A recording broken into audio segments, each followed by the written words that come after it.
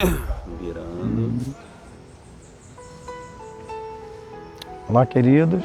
Paz de Cristo seja com todos vocês, com seus familiares.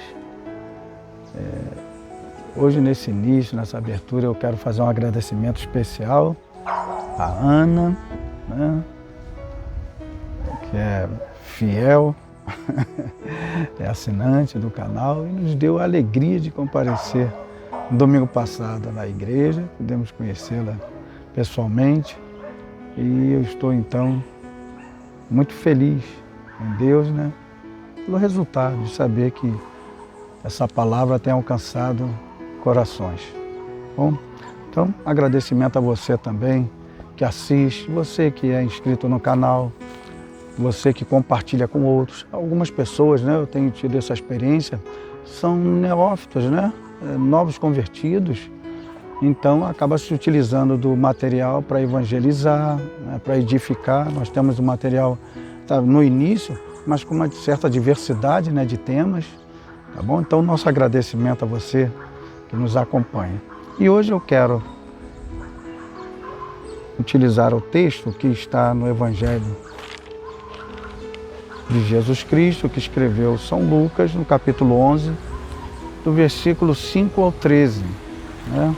Nós vamos falar sobre intimidade com o Pai Celeste. Estava Jesus em certo lugar orando, e quando acabou, disse-lhe um dos seus discípulos: Senhor, ensina-nos a orar.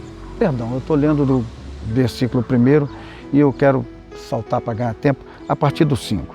Disse-lhes também: se um de vós tiver um amigo, e se for procurá-lo à meia-noite, lhe disser: amigo, empresta-me 3 pães, pois que um amigo meu, estando em viagem, chegou à minha casa e não tenho o que lhe oferecer. E se ele de dentro responder: não me incomodes, já está a porta fechada, e os meus filhos estão comigo na cama, não posso levantar para te atender. Digo-vos que ainda que se levante para lhe dar, por ser seu amigo, todavia, por causa da sua importunação, se levantará e lhe dará quantos pães ele precisar. Pelo que eu vos digo: pedi e dá-se-vos-á, buscai e achareis, batei e abri-se-vos-á, pois o que pede recebe, e quem busca encontra, e ao que bate abrir-se-lhe-á. E qual dentre vós, que se um filho lhe pedir pão, lhe dará uma pedra, ou se lhe pedir um peixe, lhe dará uma serpente, ou se lhe pedir um ovo, lhe dará um escorpião? Se vós, pois, sendo maus, sabeis dar boas dádivas aos vossos filhos, quanto mais dará o Pai Celestial, o Espírito Santo, àqueles que lhe pedirem. Bem? Então, o contexto em si trata-se de oração. Os discípulos de Jesus viram-no orando, né? Então aguardaram e pediram: mestre, ensina-nos a orar. Jesus, então, como era comum, né, entre os rabinos, os mestres, ensinar os seus discípulos um modelo de oração. Em outro vídeo nós aprendemos que a oração do Pai Nosso é mais do que um modelo, né, de oração. Mas como o assunto hoje em pauta não é esse, vamos prosseguir. E aí Jesus, então, ensina a oração do Pai Nosso e ele, então, faz um elo de ligação, né, entre a oração do Pai Nosso com a parábola do amigo importuno. E aí foi onde nós lemos, né? Então é interessante porque Jesus orava, como o texto diz, ele estava orando e um dos seus discípulos lhe pediu que ensinasse eles todos a orar. Então Jesus orava, Jesus ensinou a orar e Jesus recomendou, ordenou também que orássemos. Em Marcos 14, 38, ele disse: vigiai e orai, para que não entreis em tentação, pois o espírito, na verdade, está pronto, mas a carne é fraca. Né? Então eu quero analisar com vocês esse pedido, que nessa parábola, Jesus vai se utilizar da figura deste pai, deste chefe de família, que representa Deus. Nessa metáfora aqui, nessa alegoria, ele representa Deus. E diz assim, né, que este homem foi pedir àquele chefe de família 3 pães porque um outro amigo dele havia chegado e ele não tinha o que lhe oferecer. Bom, o destaque é um amigo. Como o contexto está tratando de oração, isso quer dizer que a oração, ela inicia um processo de intimidade, né? E de amizade.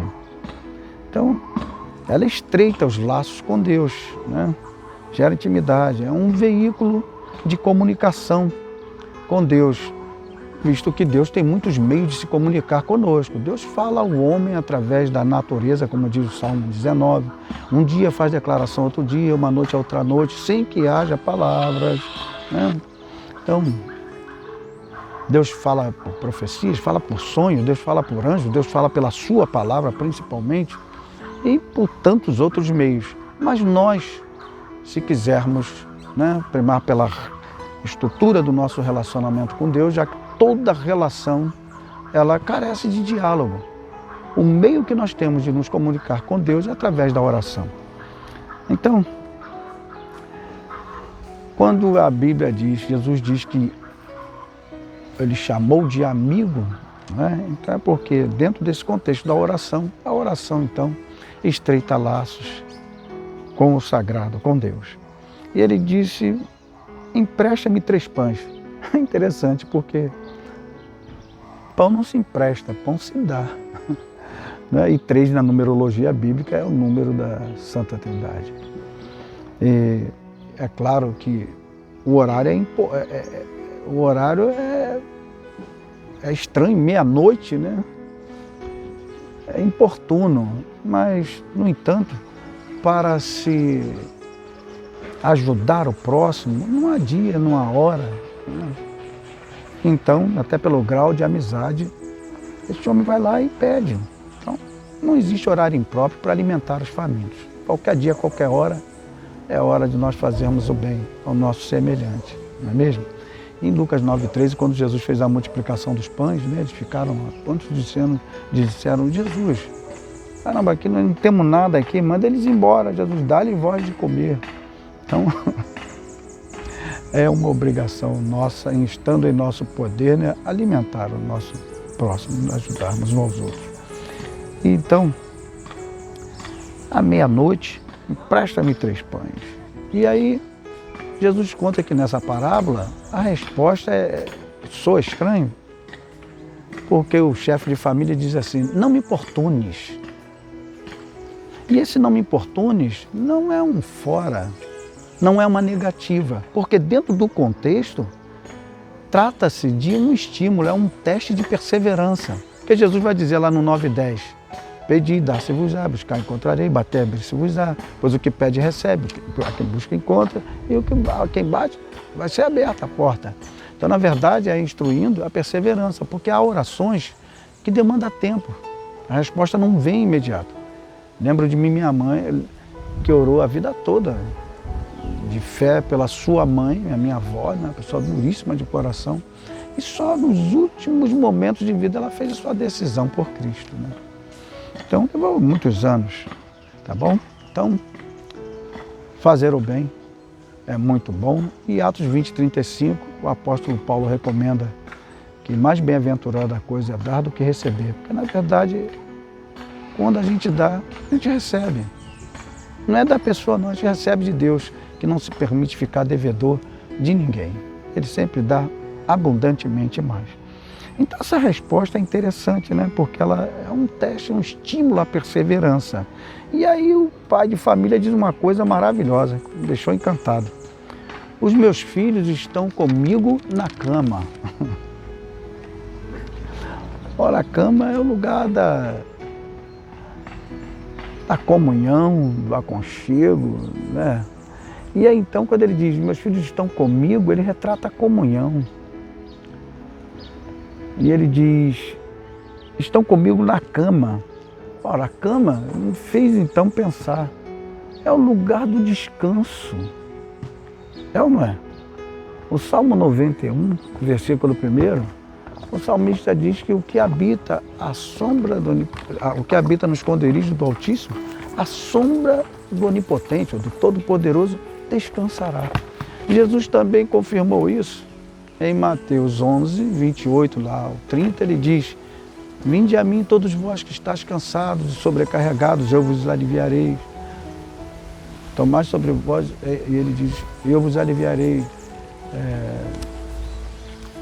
Ordena que eles aprendam dele, que é manso e humilde de coração, porque vão encontrar nele descanso, né?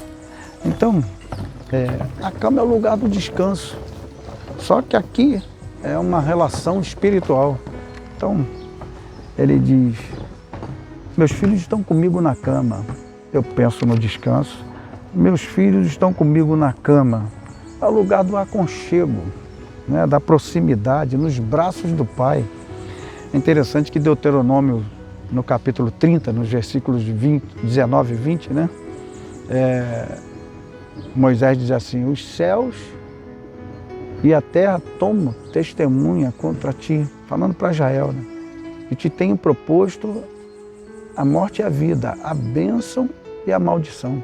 Escolhe, pois, a vida para que viva tu e a tua semente, amando ao Senhor teu Deus, ouvindo a sua voz e achegando-se a Ele, pois Ele é a tua vida e a longura dos teus dias, ou seja, a tua longevidade. Que coisa maravilhosa. Então a cama é o lugar do aconchego. Quando o Senhor também usa essa expressão, me faz pensar que cama é um lugar propício para o sonho. Né?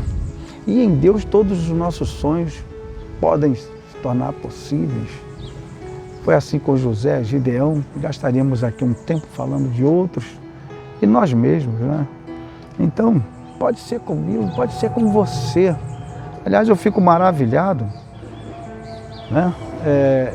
Eu não sei se estaria na íntegra, mas Charles Chaplin ele diz alguma coisa acerca do sonho. Ele diz que quando nós paramos de sonhar, é porque está na hora de morrer. Os sonhos são motivações para a nossa existência, para a nossa caminhada, continuidade, não é mesmo? Então, e Deus é tão magnífico que em relação aos sonhos, eu que estou aqui com meus 64 anos de idade, né? Ele não descarta, não deixa do lado de fora, não. Atos 2,17, ele diz, acontecerá nos últimos dias que derramarei do meu espírito sobre toda a carne. Vossos filhos e vossas filhas profetizarão, vossos jovens terão visões, vossos idosos, velhos, sonharão sonhos. Nunca é tarde para se sonhar. Então a cama é esse lugar, né? E o maravilhoso disso é que enquanto nós precisamos de descanso, de aconchego, de sonhar, de proteção, Deus não precisa de nada disso.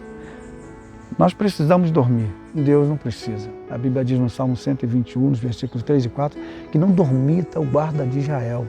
Não dormirá, não cochilará, outras traduções, não pestanejará o guarda de Israel. Não é? Também nós precisamos descansar. O mesmo não acontece com Deus. Isaías 40, 28, ele diz, não sabes, não ouviste que o Eterno, o Criador dos confins da terra, não se cansa e nem se fatiga? Pois muito bem. Também não, nós precisamos de proteção. Deus não. Êxodo 15, versículo 3 diz que o Senhor é varão de guerra. O Senhor é o seu nome. Ele é o Senhor de todos os exércitos. E chegando à nossa conclusão, eu quero então